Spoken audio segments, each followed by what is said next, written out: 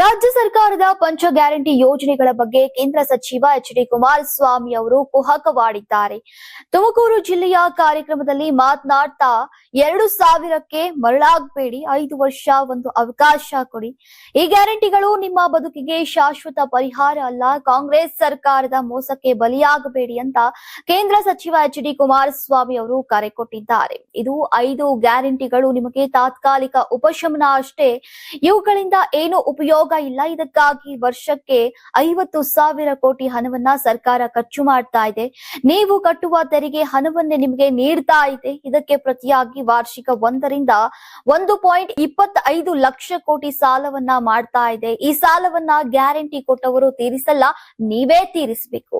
ಇಡೀ ರಾಜ್ಯದಲ್ಲಿ ಈ ಸರ್ಕಾರ ಏನು ಮದ್ಯದ ಹೊಳೆ ಹರಿಸ್ತಾ ಇದೆ. ಹಳ್ಳಿಯಲ್ಲಿ ಕಿರಾಣಿ ಅಂಗಡಿಗಳಲ್ಲಿ ಕೂಡ ಈಗ ಮದ್ಯ ದೊರೀತಾ ಇದೆ. CL7 ಮದ್ಯ ಪರವಾನಗಿಯನ್ನ ದೊಡ್ಡ ಪ್ರಮಾಣದಲ್ಲಿ ನೀಡ್ತಿದ್ದಾರೆ.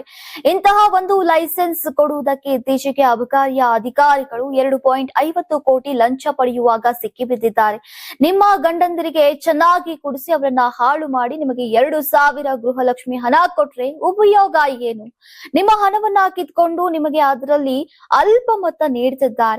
ನಾನು 5 ಬಾರಿ ಸಾವಿನ ಹತ್ತಿರಕ್ಕೆ ಹೋಗಿ ಬಂದಿದ್ದೇನೆ. ದೇವರ ಆಶೀರ್ವಾದದಿಂದಲೇ ನಾನು ಇನ್ನು ಬದುಕಿದ್ದೇನೆ ಅಂತ ಭಾವಿಸ್ತೇನೆ. ನಮಗೆ ಒಂದು ಅವಕಾಶ ಕೊಡಿ. 5 ವರ್ಷಗಳ ಉತ್ತಮ ಸರ್ಕಾರವನ್ನ ನೋಡ್ತೇವೆ. ಏನು ಇದು JDS ಬಿಜೆಪಿ ಸರ್ಕಾರ ಅಲ್ಲ. 6.5 ಕೋಟಿ ಕನ್ನಡಿಗರ ಸರ್ಕಾರವನ್ನ ತರ್ತೇವೆ. ಅದಕ್ಕೆ ಅವಕಾಶ ಕೊಡಿ ಅಂತ HDK ಅವರು ಮನವಿಯನ್ನ ಮಾಡಿದ್ದಾರೆ.